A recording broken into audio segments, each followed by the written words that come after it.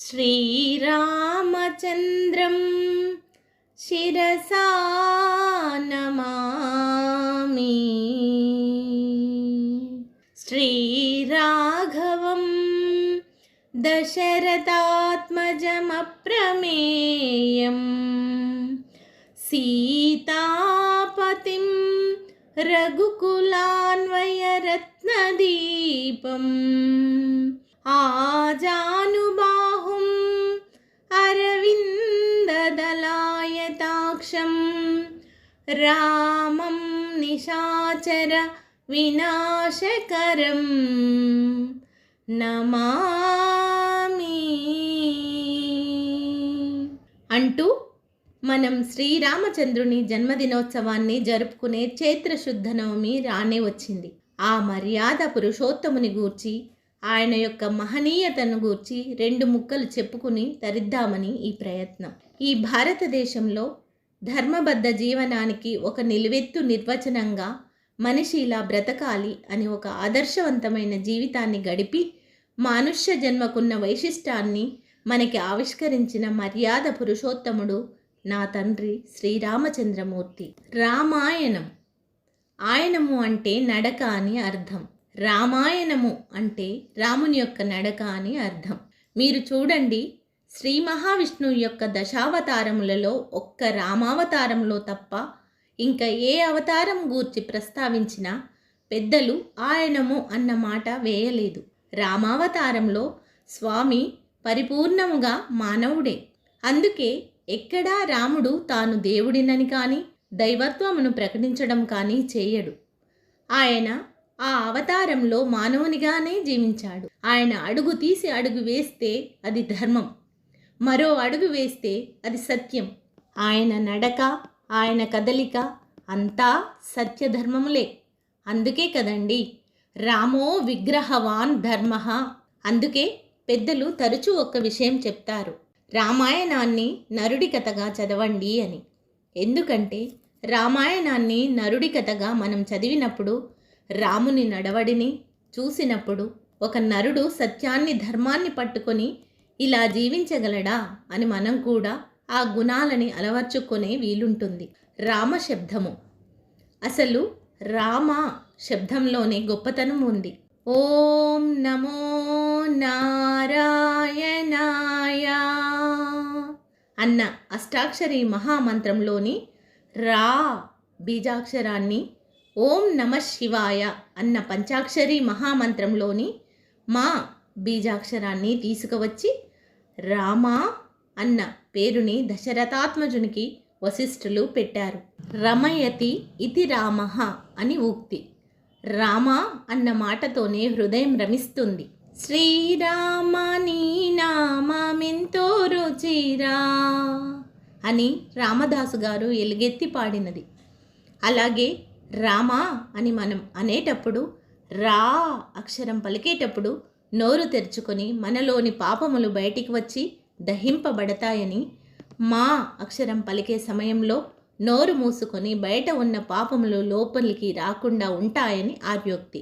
అలాగే రా అన్న అక్షరం భక్తులను సంసార సాగరం నుండి రక్షిస్తే మా భక్తుల మనోభిష్టాలను నెరవేరుస్తుందని పెద్దలైన వారు నిర్వచించారు. శ్రీరామ రామ రామేతి రమే రామే మనోరమే సహస్రనామ తత్తుల్యం రామనామవరాననే.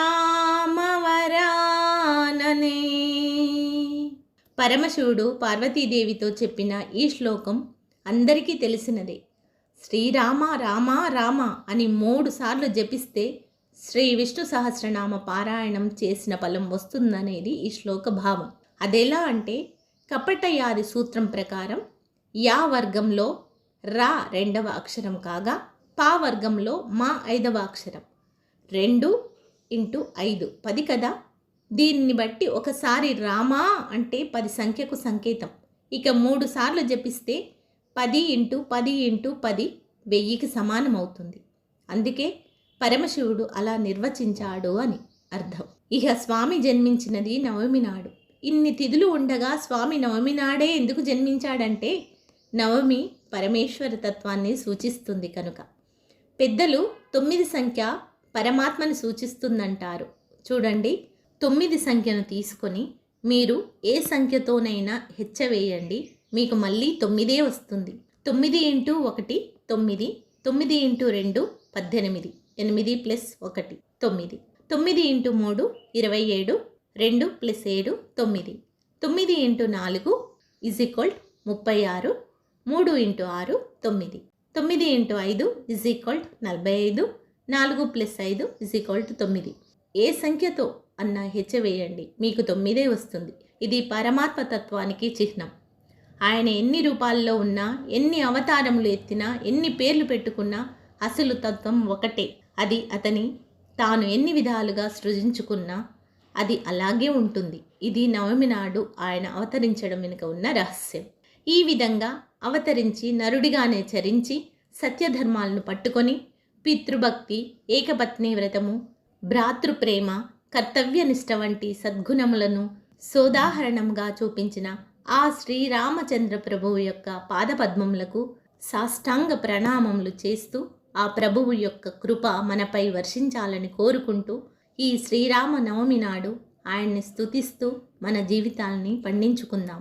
మంగళం కోసలేంద్రాయ మహనీయ గుణాత్మనే చక్రవర్తి తనూజాయ సార్వభౌమాయ మంగళం. ఇవన్నీ మీకు తెలియవని కాదు, నాకేదో తెలుసని కాదు, నేను చెప్తే మీరు విని నేర్చుకోవాలని కాదు. ఈ విషయాలలో నేను అందరికన్నా చిన్నదానను.